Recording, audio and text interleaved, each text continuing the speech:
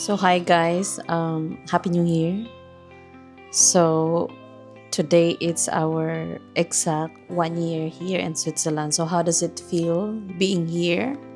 So that's most of the common question I receive in my messenger or someone are messaging me. So magtagalog na lang tao eh. Sakit akong ulo sa English dahil nanusblad akong ilong marag mo dugo ng chares. So anong feeling na nandito, no? So, at first, of course, excited ka magpunta ng Switzerland or syempre, at the beginning of the month, like 2 weeks, 3 weeks, feels like vacation pa yan, no? Mga ganyan ba siya? But,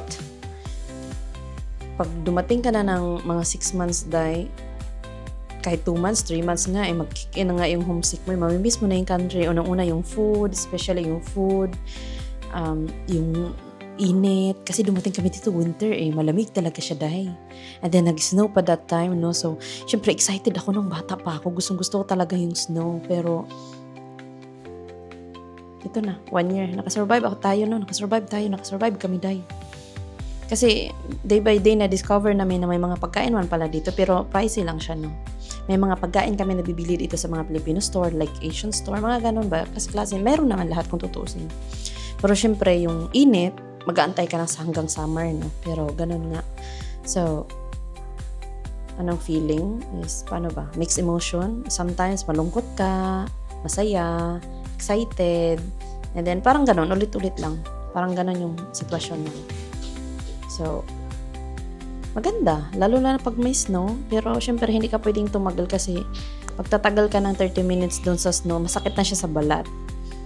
Pero masaya siya kasi new country, new adventure, may mga challenges din talaga sa buhay, ganun ba? So, ma-homesick ka kahit medyo 1 year ka na, no? Talagang susubukin yung iyong mental health, malungkot ka, madidepress ka, pero pagdadaanan mo talaga yun, talagang pagdadaanan mo yun, hindi mo maiiwasan yun, kasi nga sa weather nga, kayo nga, di ba sa Pilipinas, pag 1 week mag-uulan dyan, hindi ka makalabas kasi umuulan, pero dito kailangan magtrabaho, di ba? Ganun ang mga tao dito. So, dyan sa Pilipinas, tatamarin ka, gusto mo lagi nakahiga, tapos malungkot ka, maiisip mo yung mga hindi mo maiisip, mga ganun ba? Pero, being here, masaya ako. Like, every time na I feel sad, I always look at the bright side naman.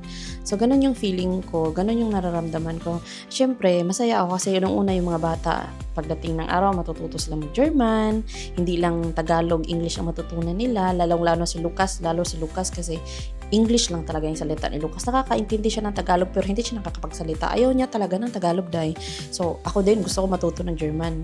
Noon, ayaw ko, pero mahirap siya, So, gano'n na nga, Basta gano'n, unang-una yung school nila, libre, hindi naman namin afford yun. Sige, syempre, pag 3 na anak mo, mahal kayo sa Pilipinas, pag ipapadala mo sa private school yung mga bata, So, dito libre. So, malaking na din.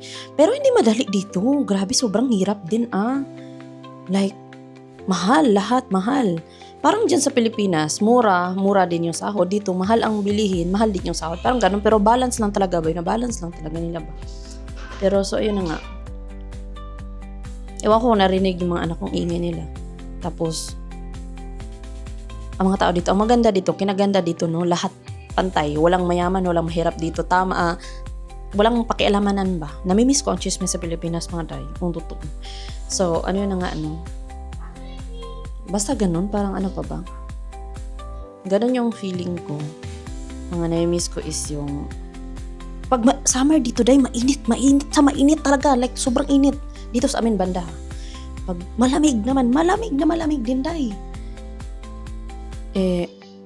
si Stefano gusto nang bumalik ng Pilipinas. Sabi ko, hindi pwede. Hindi pa nga ako mayaman. Chares, wala pa nga akong ipon. So, hindi pwede. Dito lang muna tayo hanggang matapos yung kung kami lang dalawa ni Stefano o lumipad na kami agad dyan, pabalik kasi namiss namin yung init, yung warm ba.